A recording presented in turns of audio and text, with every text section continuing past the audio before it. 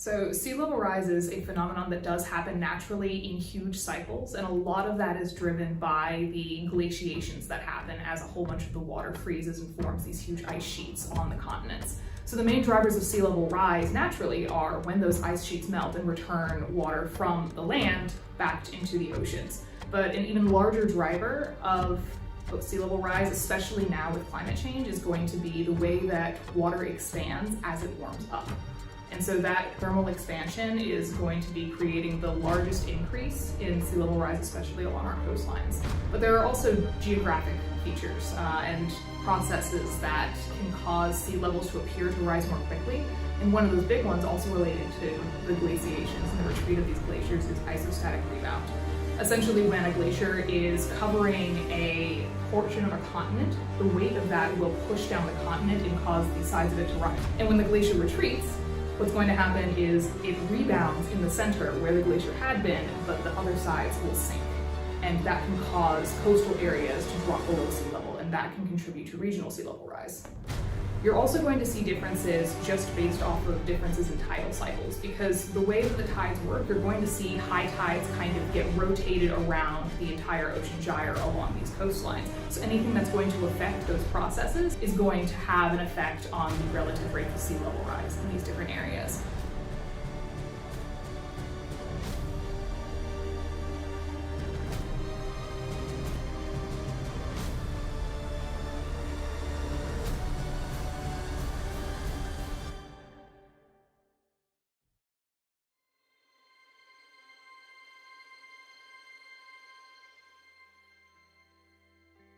We often think about small island nations, countries like Tuvalu or Kiribati, Pacific Islands, as being highly vulnerable to climate change and sea level rise.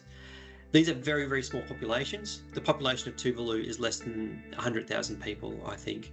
So that not a lot of people that will be impacted by climate change. When we think about megacities like Shanghai or New York or London, these cities have, or Tokyo, these cities have mega millions, they're mega cities, 10, 15, 25 million people live in these cities, and they will be equally impacted by sea level rise, and people living in those cities will also be impacted by coastal inundation.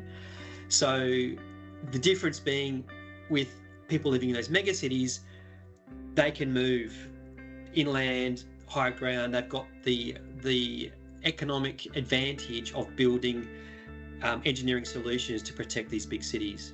A country like the Maldives or Tuvalu or Kiribati, they're only a few meters above sea level. They have not a lot of elevated terrain in which to retreat to.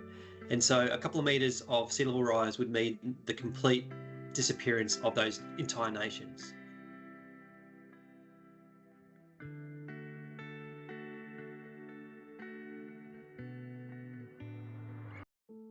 On a global scale, the challenge is obvious.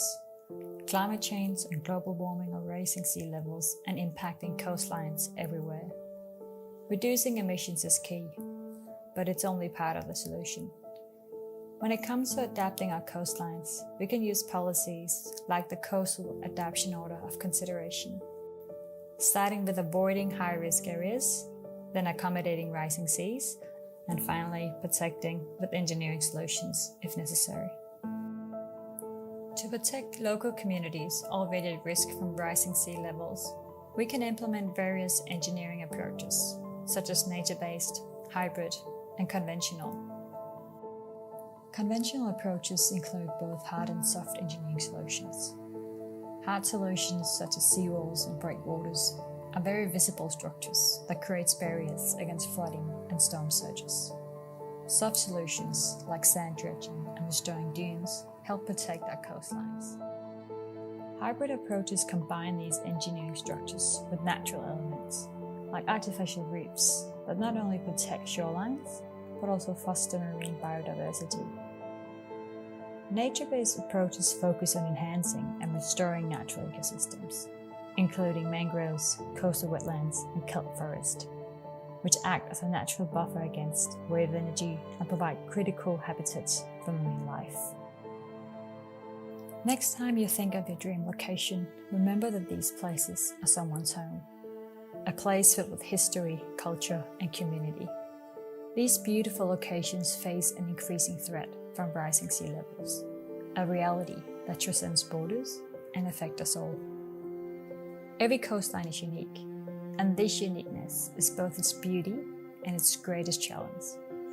No single solution can address the varied needs of each shore. In the Maldives, with 80% of its land just a meter above sea level, seawalls shield densely populated areas, while innovative floating city projects offer hope for resilience. The Netherlands, a global leader in coastal engineering, has implemented the Delta program to protect its low-lying land from floods and secure freshwater supplies. Each of these solutions highlights the diverse and innovative ways that countries are working to protect their shores. Together, these stories remind us that while each nation's struggle with sea level rise is unique, our shared commitment to resilience and adaptation unites us in the face of this global challenge.